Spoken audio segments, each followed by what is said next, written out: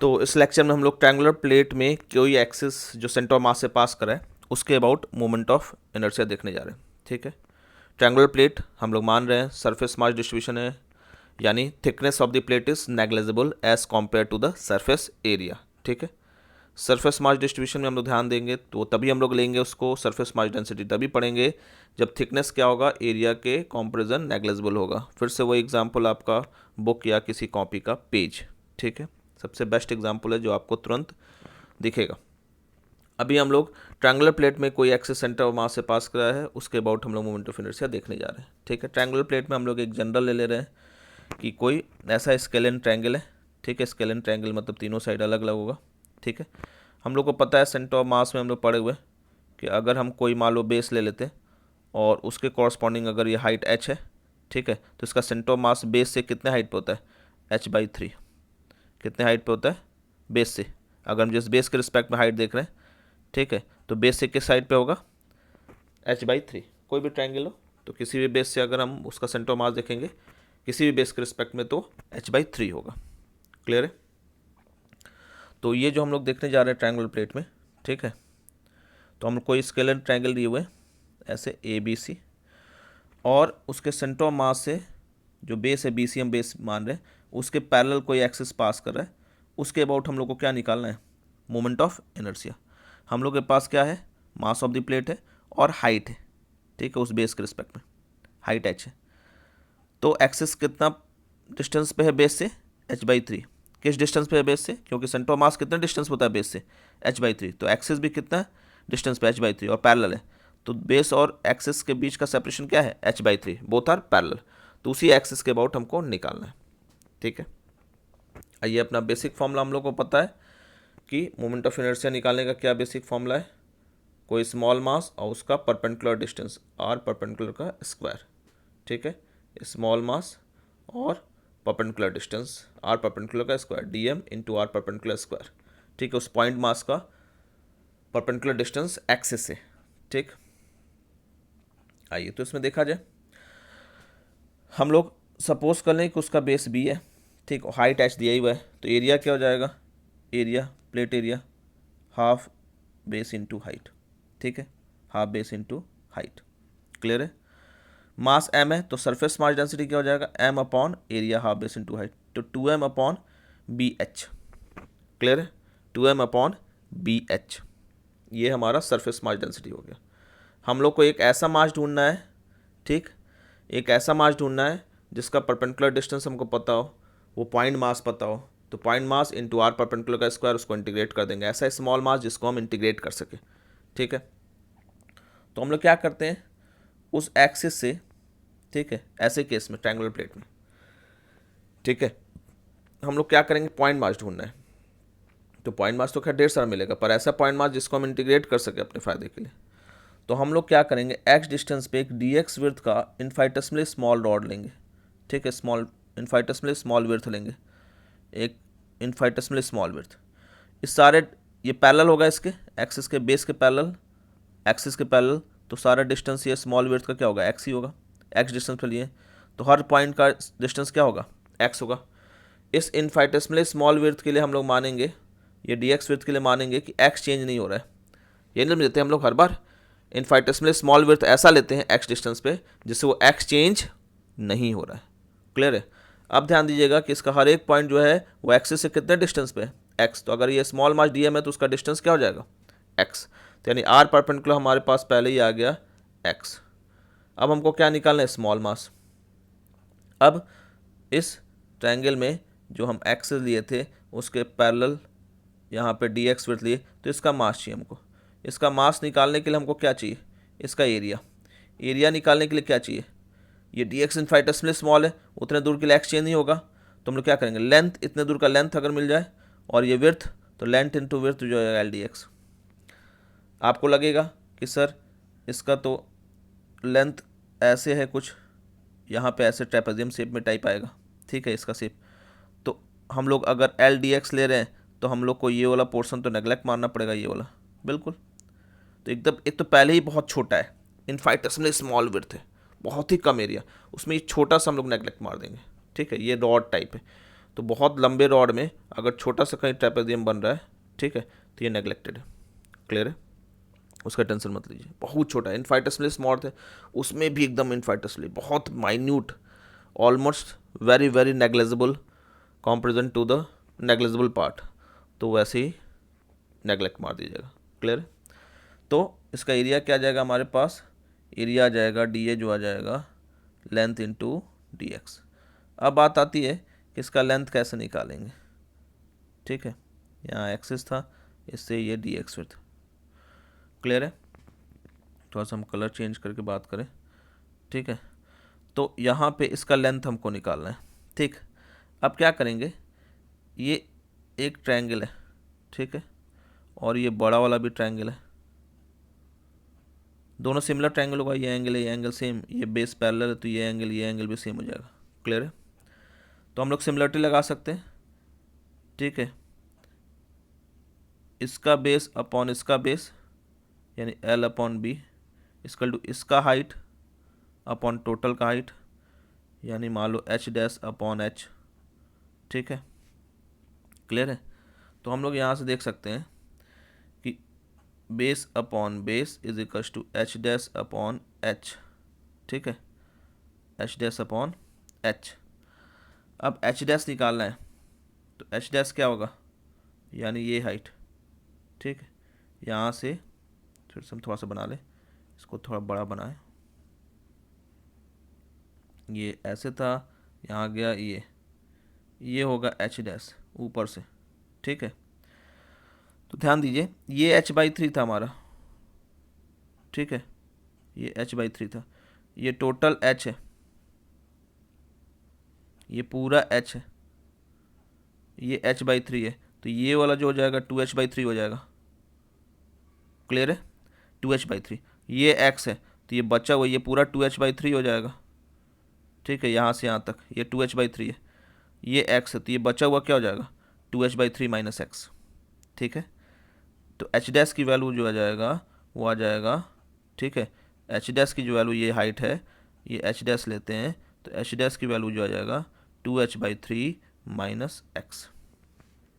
ठीक है, तो सिमिलरिटी से हमारा क्या आया था, जैसे ये था हमारे पास, तो हमारे पास ये था, यहाँ पे ये था, तो ये एच डैश था, ये लेंथ एल है, ये पूरा बेस बी है, और ये पूरा हाइट एच है। तो हम लोग कहते ना L upon B is equal to H dash upon H. ठीक है, तो L upon B is equals to H dash upon H.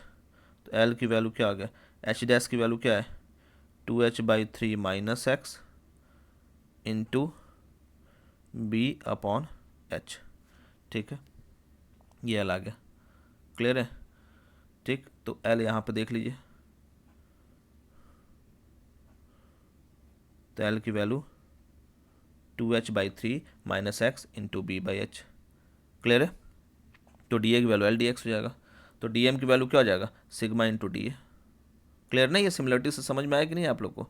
यहाँ से हमको इसका स्मॉल वेट तो एल डी एक्स ये था, एल की वैल्यू क्या आ जाएगा, ये लेंथ, ये ट्रायंगल और ये ट्रायंगल बड़ा वाला ट्रायंगल सिमिलर होगा, तो इसका बेस अपॉन इसका base l upon B equal to इसका हाइट हम लोग क्या लिए थे, एच डैश अपॉन टोटल का हाइट एच।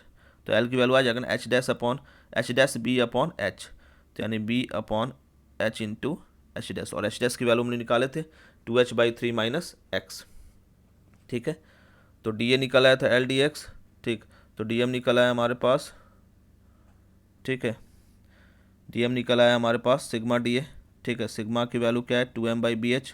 ठीक है, और डी ए की वैल्यू हम लोग के पास क्या है एल डी एक्स, एल की वैल्यू रख दी b/h इंटू 2m/bh हो गया मास, और एल डी एक्स है, तो एल की वैल्यू हो गई b/h into 2h/3 minus x और डी एक्स। ठीक है, तो यहाँ से सॉल्व करेंगे। क्लियर है, तो यहाँ से सॉल्व करिए, तो क्या आ रहा है, h बाहर आ जाएगा, तो 2m/h², b से b कट जाएगा। ठीक है, अंदर में क्या बचेगा 2h/3 minus x into D x. ठीक, आर परपेंडिकुलर ऑलरेडी हमारा क्या था, ठीक, आर परपेंडिकुलर ऑलरेडी हमारा क्या है एक्स। क्लियर है, तो अब यही रख देंगे हम लोग किस फॉर्मूले में, रख देंगे d m into r perpendicular का स्क्वायर। क्लियर है? तो डी एम की वैल्यू हमारे पास क्या है, 2m/h², 2h/3 - x into D x, और आर परपेंडिकुलर क्या है, x, तो are perpendicular square x²। 2m/h² बाहर हो जाएगा, अंदर क्या बचेगा इंटीग्रेशन में, 2h/3 - x into x² dx, और x² को अंदर मल्टीप्लाई कर दो तो 2h(x²/3 - x³। अब इसको इंटीग्रेट कर दो। अच्छा ध्यान दीजिए इंटीग्रेशन कहाँ से कहाँ होगा, ठीक है? तो आइए यहाँ देखते हैं। जैसे ये x कहाँ से यहाँ से चला था ना, तो ये h/3 है, ठीक है? ये थोड़ा बड़ा कर दें फिर समझाते हैं। ये h/3 ऊपर 2h/3 है, तो ऊपर अगर पॉजिटिव लेते हैं तो नीचे क्या होगा, नेगेटिव।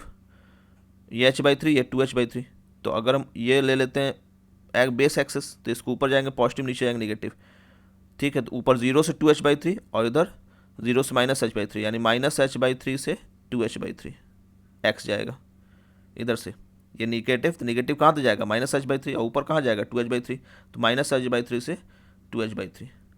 क्लियर है? वही चीज़ यहाँ इंटीग्रेशन -h/3 से 2h/3, ठीक। अंदर गया ये तो 2h(x²/3 - x³ dx, तो 2h(x²) का इंटीग्रेशन क्या हो जाएगा, x³/3, तो 2h(x³) इंटू x² का इंटीग्रेशन x³/3 माइनस x³, तो x³ का इंटीग्रेशन x⁴/4, ठीक है? अब upper limit minus lower limit, तो अपर लिमिट रखिए, तो यहाँ पे x³ की जगह 2h/3 रखेंगे, तो h³ हो जाएगा, h पहले से है तो h⁴, 2 का क्यूब 8, ऑलरेडी 2 है तो 16, नीचे 3 का क्यूब 27 और पहले से ऑलरेडी 9 है तो 27 into 9 243।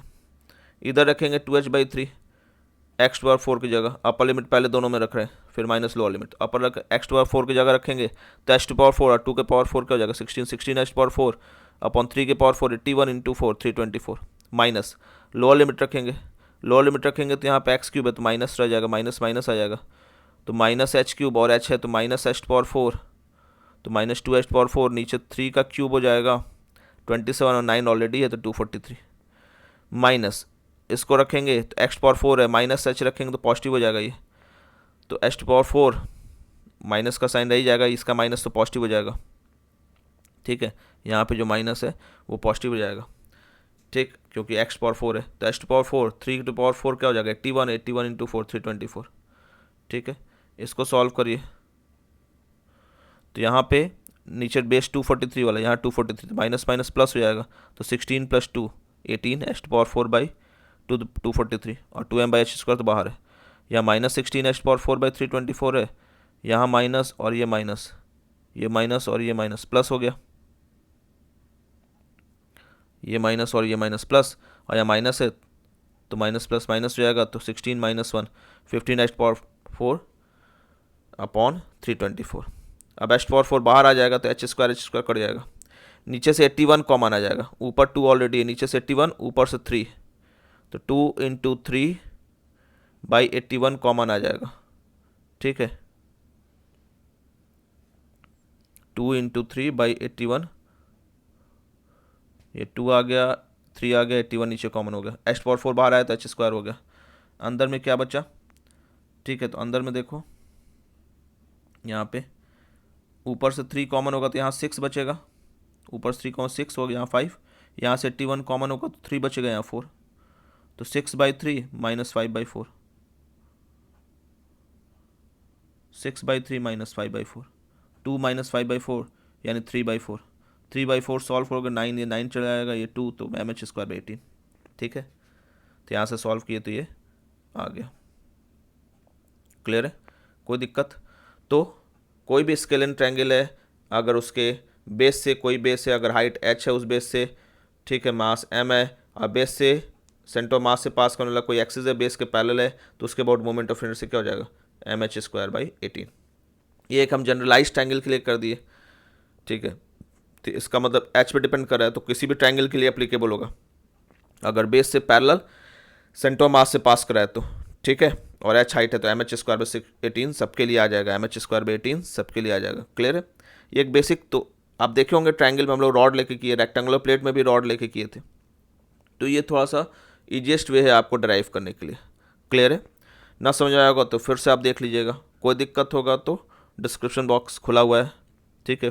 Feel free to ask any doubt related to this और एनी अदर फिजिक्स, ठीक है, चैप्टर। कोई और दिक्कत, ठीक है।